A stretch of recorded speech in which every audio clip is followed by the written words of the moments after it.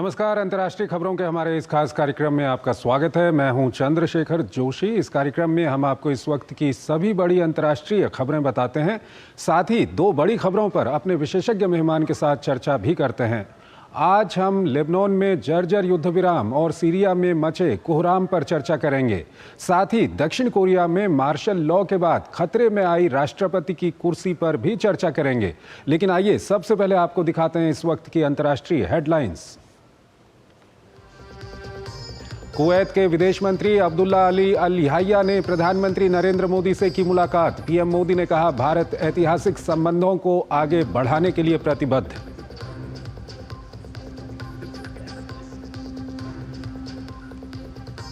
उत्तर पश्चिम Syria के हमा शहर में भीषण लड़ाई। सीरियाई सेना का विद्रोहियों को पीछे धकेलने का दावा। मंगलवार को हमा के बाहर पहुंच गए थे विद्रोही गुट।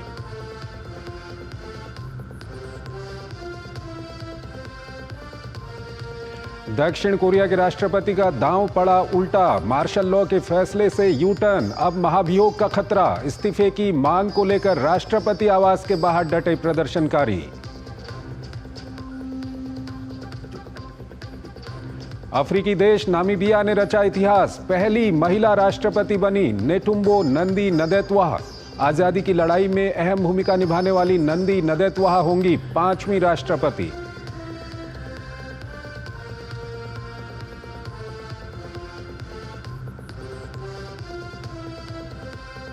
भीषण हुआ रूस यूक्रेन संघर्ष। रूस का ताबड़तोड़ हमला। यूक्रेनी सैन्य ठिकानों और गोला बारूद डिपो को निशाना बनाने का दावा।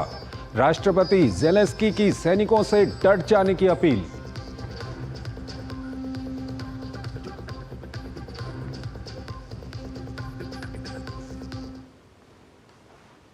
और आइए हमारी पहली खबर की ओर आपको लिए चलते हैं। पश्चिम एशिया में जहां इजराइल और हिजबुल्लाह के बीच संघर्ष विराम से युद्ध के बढ़ने की आशंका कम हुई है, वहीं सीरिया में विद्रोहियों द्वारा असद सरकार की सेना के खिलाफ मोर्चा खोलने से तनाव और अस्थिरता की स्थिति पैदा हो गई है।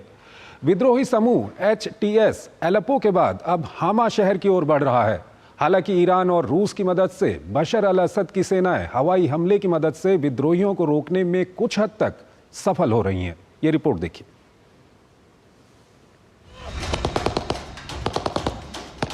लंबे समय तक वैश्विक शक्तियों की जोर आजमाइश का अखाड़ा रहा सीरिया एक बार फिर गोला बारूद और हवाई हमलों से करा रहा है। पिछले दिनों अलेप्पो में अचानक मिली बड़ी सफलता से गदगद विद्रोही आर पार के मूड में दिखाई दे रहे हैं।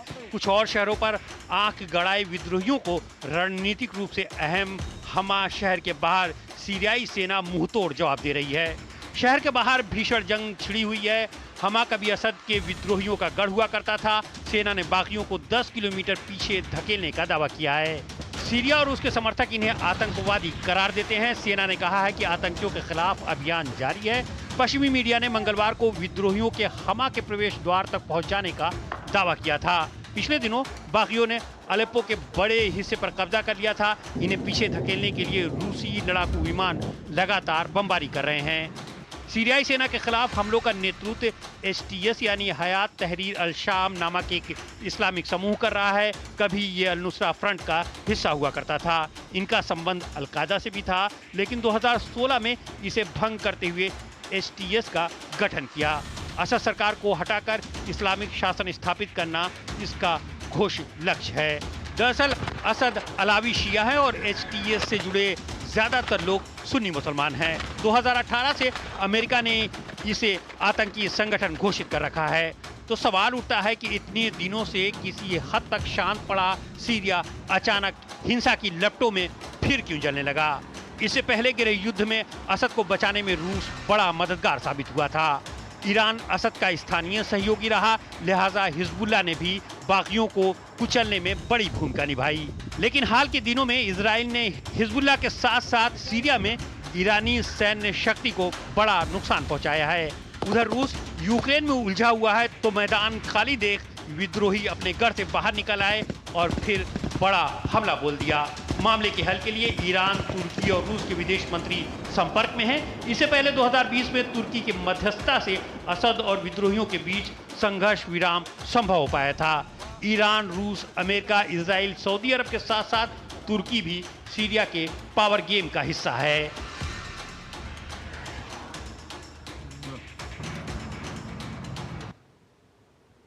अतुल अनेजा हमारे साथ जुड़ रहे हैं, विदेशी मामलों के जानकार हैं, उनसे हम बातचीत करेंगे। अतुल जी, बहुत बहुत स्वागत है आपका हमारे इस कार्यक्रम में। पहला सवाल आपसे यही जानना चाहेंगे कि क्या ऐसा हो गया 2020 के बाद, हालांकि हम सीरिया की बात करें तो कुछ इलाकों पे कुछ विद्रोहियों का कब्जा है, कुछ इलाकों पे कुछ विद्रोहियों का कब्जा है, कुछ विद्रोहियों को कुछ देश मदद करते हैं, कुछ को कुछ देश मदद करते हैं। अचानक ऐसा क्या हो गया कि एसटीएस निकलकर सामने आया और उसने अलेप्पो पे कब्जा कर लिया और अब जैसी की खबर आ रही है कि वो हमा की ओर भी बढ़ रहा है? चंद्रशेखर जी, हमें इसको थोड़े एक लार्जर कॉन्टेक्स्ट में देखने की ज़रूरत है। अगर हम इसको देखें, जो हमास और इजराइल के बीच में युद्ध हुआ पहले, ठीक है, उसके बाद एक तरह से एक रेजिस्टेंस फ्रंट जिसको ईरानियन कहते हैं, उसके बेसिकली चार उसके अंग हैं। एक हमास, दूसरा हिजबुल्ला, तीसरा हूती, चौथा इराकी रेजिस्टेंस और पांचवा सीरिया। ये एक तरह से ये एक अलायंस की तरह काम कर रहा था और इसका निशाना किस पे था, किसके अगेंस्ट था? वो इजराइल के अगेंस्ट था। तो ये इक्वेशन बदलती है पिछले साल जब अक्टूबर 7 को हमास का हमला होता है इजराइल के अंदर। जवाबी कार्रवाई में हमास को जो इजराइल है वो खदेड़ता है, बहुत कमज़ोर करता है। साथ साथ जो दूसरा एक एलिमेंट है हिजबुल्लाह का, उसके ऊपर भी बहुत ज़्यादा आक्रामक रुख लगा के उसकी जो लीडरशिप है उसको तहस नहस करता है इजराइल। ये तो दो एलिमेंट के ऊपर तो क्लियर कट एक तरह से प्रहार हुआ। अब आ रहा है जो इस रेजिस्टेंस फ्रंट के दो और जो पहलू हैं। एक तो आ गया आपका ईरान और तीसरा है सीरिया।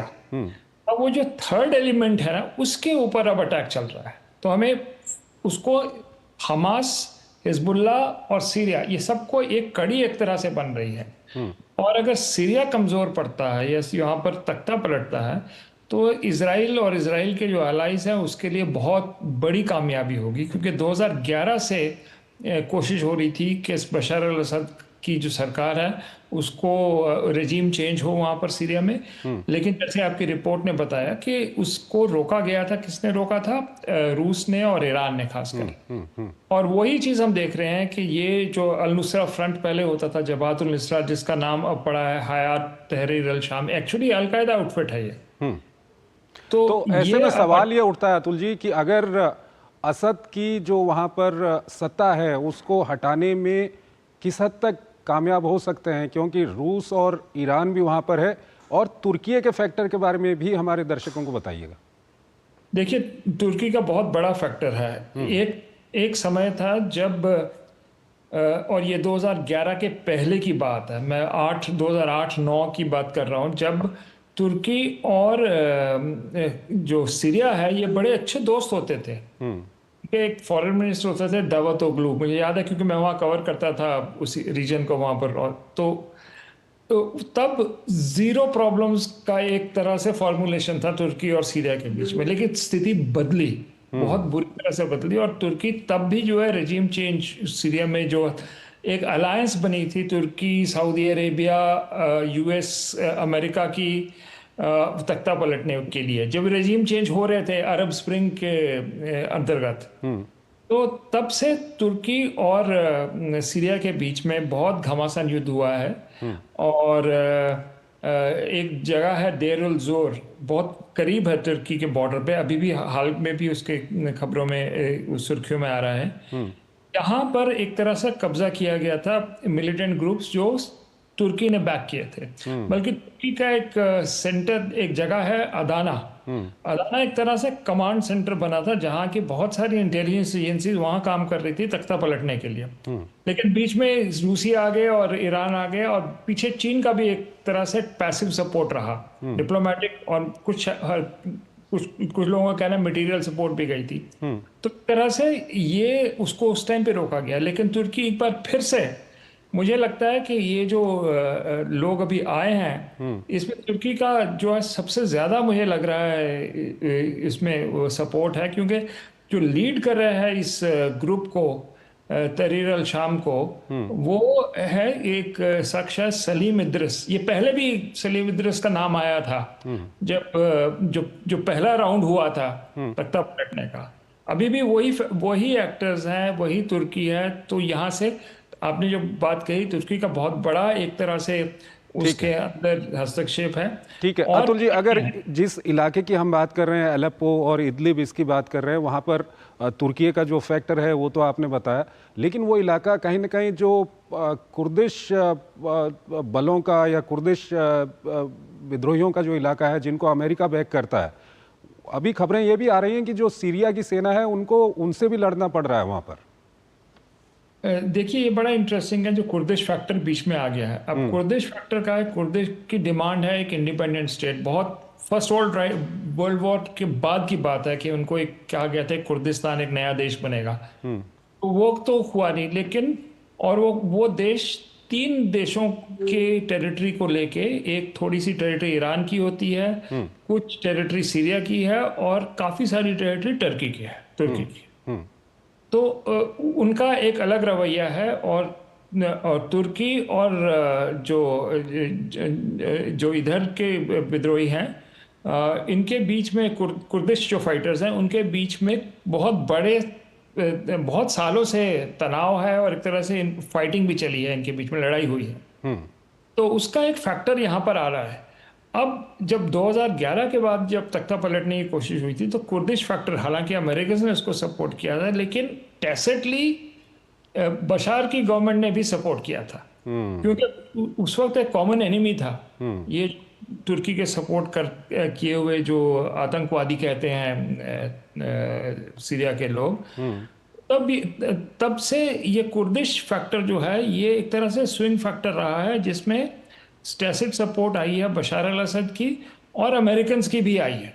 ट्रंप के समय में, जो पहले 2016 के बाद में ट्रंप के टाइम पे काफी सपोर्ट मिली थी कुर्दिश एलिमेंट्स को। ये भी नजदीक है, जहां पर ये लड़ाई हो रही है वहां पर कुर्दिश एलिमेंट भी है, तो इनका भी एक फैक्टर रहेगा। मुझे लगता है कि अल्टीमेटली ये अलाई करेगा सीरिया के साथ कुर्दिश फैक्टर जो है। अतुल जी, ऐसे में सवाल ये उठता है कि वहां पर किसी तरह की शांति हो, जिसके लिए थोड़ा बहुत संकेत तुर्की की ओर से भी मिल रहे हैं कि बातचीत वहां पर होनी चाहिए, तो ये कितना महत्वपूर्ण है? डिप्लोमेसी कितना बड़ा फैक्टर वहां पर होगा? अंतिम सवाल और संक्षेप में बताइएगा। ये चंद्रशेखर जी, अभी स्थिति नहीं है एक तरह से एक डिप्लोमेटिक रुख देने की, क्योंकि अभी लड़ाई में इस वक्त लग रहा है जो फोर्सेस अंदर आई हैं वो अभी उन्हें लग रहा है कि जैसे उनको जीत हासिल हो रही है। जब तक ये स्टेलमेट नहीं होती, और जैसे आपने बताया आपकी रिपोर्ट में कि रूस भी लगा हुआ है, ईरान भी आ गया है, उनको रोकने में सफलता भी हो रही है, अगर ये सफलता और बढ़ती है तो हम डिप्लोमेसी की तरफ जा सकते हैं। अभी वो स्थिति नहीं है, मुझे लगता है कुछ दिन और लगेंगे। ठीक है अतुल जी, हमारे साथ बने रहिएगा। एक और विषय है जिस पर हम आपसे बातचीत करेंगे, लेकिन पहले एक छोटा सा ब्रेक लेते हैं। बढ़िया है, प्राकृतिक हल्दी, मिर्ची, धनिया। नहीं, मिर्ची, धनिया, हल्दी, MDH।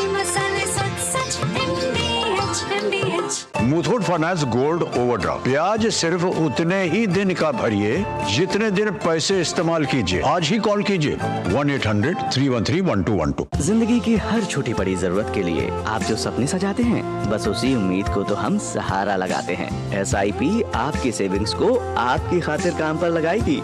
आज ही अपनी पहली SIP की शुरुआत करें। अधिक जानकारी के लिए अपने वित्तीय सलाहकार से परामर्श करें। LIC म्यूचुअल फंड द्वारा निवेशक शिक्षा की एक पहल। म्यूचुअल फंड निवेश बाजार के जोखिम के अधीन है। योजना से संबंधित सभी दस्तावेजों को ध्यान से पढ़ें। जब धरती चीर कर निकलता है लोहे का पत्थर और मिलता है मोंगिया के जोश से, फिर तपता है, पिघलता है और बनता है फौलाद। अब होता है सरिया सारी खूबियों के साथ।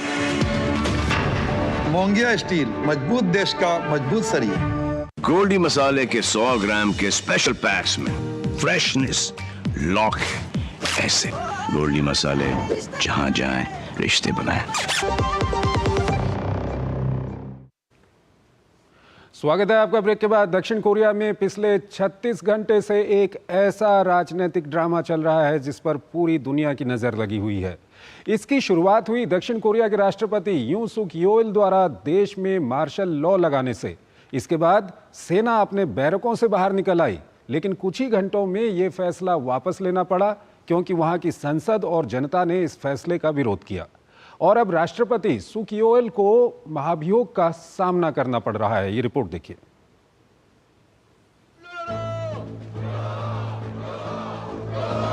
भ्रष्टाचार और गिरती लोकप्रियता से जूझ रहे दक्षिण कोरिया के राष्ट्रपति का खुद को बचाने का दांव उल्टा पड़ गया। रात के अंधेरे में लोकतंत्र को कुचलकर सियासत की नई इबारत लिखने की कोशिश कर रहे राष्ट्रपति योन सुक योल जनता के दबाव के आगे झुकते हुए देश पर थोपे गए मार्शल लॉ को वापस ले लिया। नौबत उनकी कुर्सी जाने तक पहुंच गई है। राष्ट्रपति योल ने मंगलवार की रात अचानक मार्शल लॉ की ये कहते हुए घोषणा कर दी कि विदेशी ताकतों के इशारे पर विपक्ष सरकार को अस्थिर करने का प्रयास कर रहा है। इस घोषणा के बाद सड़कों और सरकारी प्रतिष्ठानों पर सेना नजर आने लगी, लेकिन जनता ने इसे दरकिनार करते हुए लोकतंत्र को बचाने के लिए बाहर निकल पड़ी। विपक्ष के सांसद भी बैरिकेडिंग तोड़कर संसद पहुंचे और मतदान के जरिए राष्ट्रपति योल के मंसूबों पर पानी फेर दिया। दिन चढ़ने के साथ लोकतंत्र बचाने की गुहार तेज होने लगी। विपक्ष ने संसद में राष्ट्रपति के खिलाफ महाभियोग का प्रस्ताव पेश किया तो जनता राष्ट्रपति आवास के बाहर मार्च कर उन पर इस्तीफे का दबाव बनाने लगी। अब महाभियोग पर 6 या 7 दिसंबर को मतदान होगा। महाभियोग पारित होने के लिए नेशनल असेंबली में 2/3 मत मिलना जरूरी है। ऐसे में राष्ट्रपति को पद से हटाने के लिए 300 सदस्यों वाली संसद में 201 मतों की जरूरत होगी। प्रस्ताव पास होने के बाद मामला संवैधानिक अदालत में जाएगा, जिसमें 9 में से 6 जजों का समर्थन जरूरी है। अगर यहां से भी महाभियोग पारित होता है तो राष्ट्रपति को पद से हटना होगा। बाद में यह जिम्मेदारी देश के प्रधानमंत्री को सौंप दी जाएगी।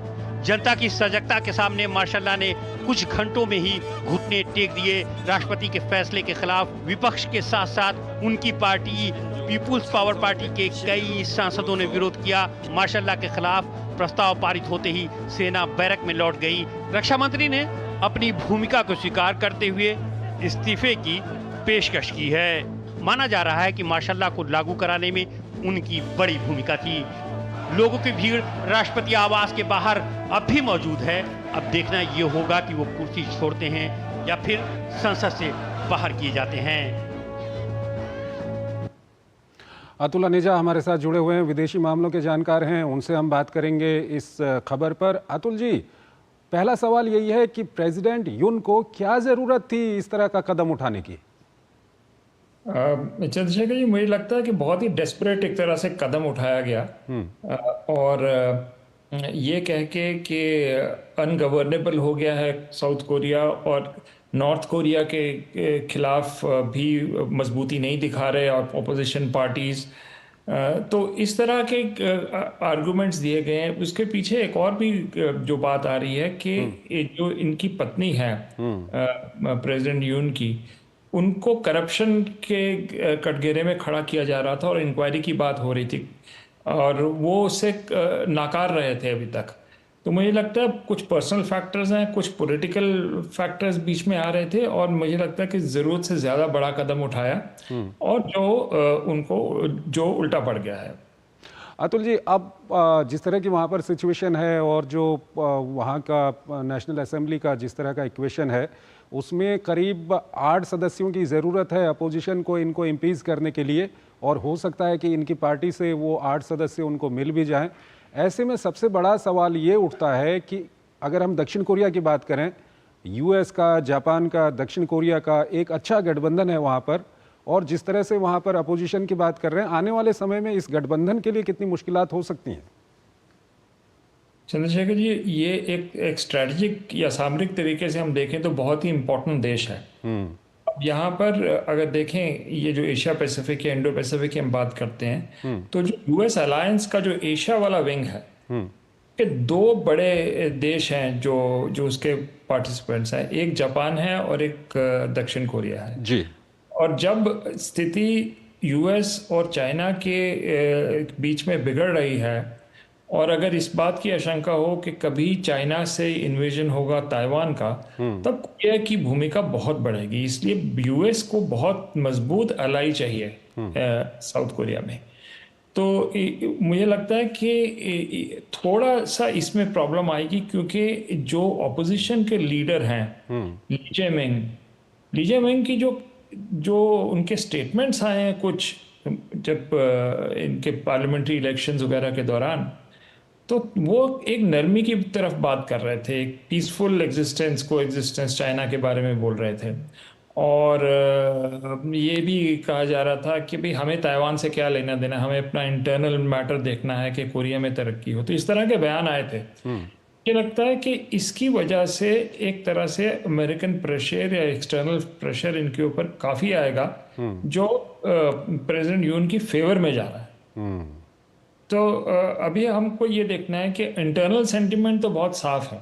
इंटरनल सेंटिमेंट जो है वो तो प्रेसिडेंट यून के खिलाफ जा रहा है। हमने देखा, जिस तरह के आपके विजुअल्स भी दिखा रहे हैं, और अभी भी लोग इकट्ठा हुए हैं प्रेसिडेंशियल पैलेस के सामने।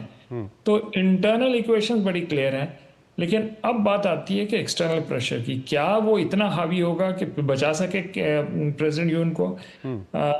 मुझे अभी तक लगता है कि वो शायद पॉसिबल ना हो, लेकिन बात आ रही है उन 8 सदस्यों की। अभी तक तो वो लग रहा है जैसे उनके डिफेंस मिनिस्टर भी हैं, उन्होंने भी एक तरह से इस्तीफा दे दिया है और अपनी पार्टी के खिलाफ चले गए हैं।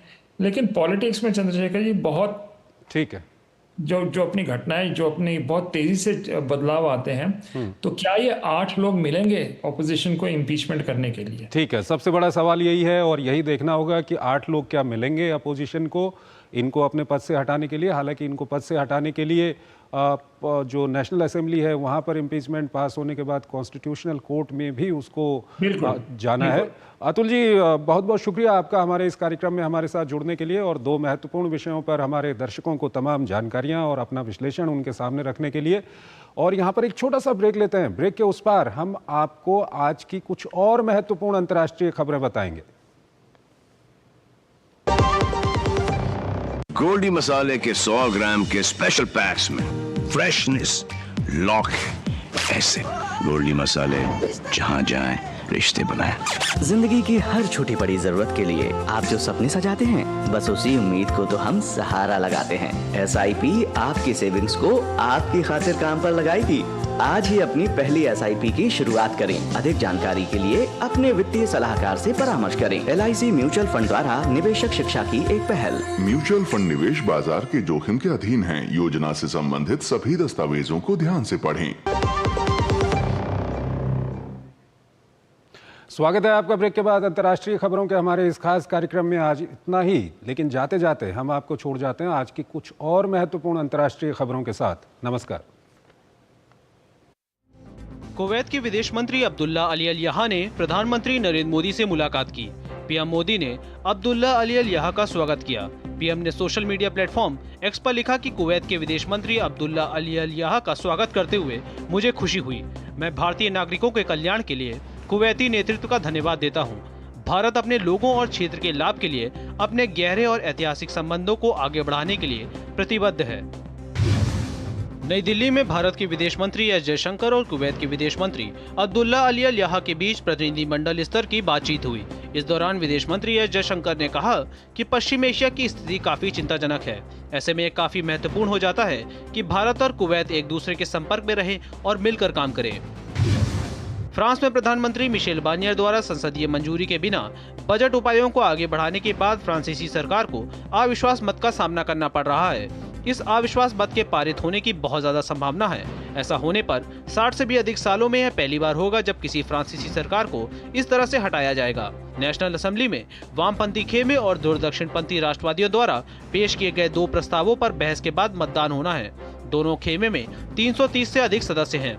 अविश्वास प्रस्ताव को पारित करने के लिए कम से कम 288 वोटों की आवश्यकता होती है।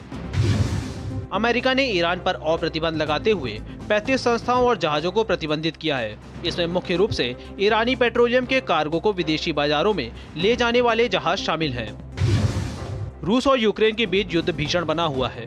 रूसी सेना ने पिछले 24 घंटों में यूक्रेनी सैन्य हवाई पट्टियों के बुनियादी ढांचे और गोला बारूद डिपो को निशाना बनाने का दावा किया है। वहीं यूक्रेन के राष्ट्रपति ने अपनी सेनाओं को पूर्वी यूक्रेन की सीमाओं पर मजबूती से लड़ने को कहा है।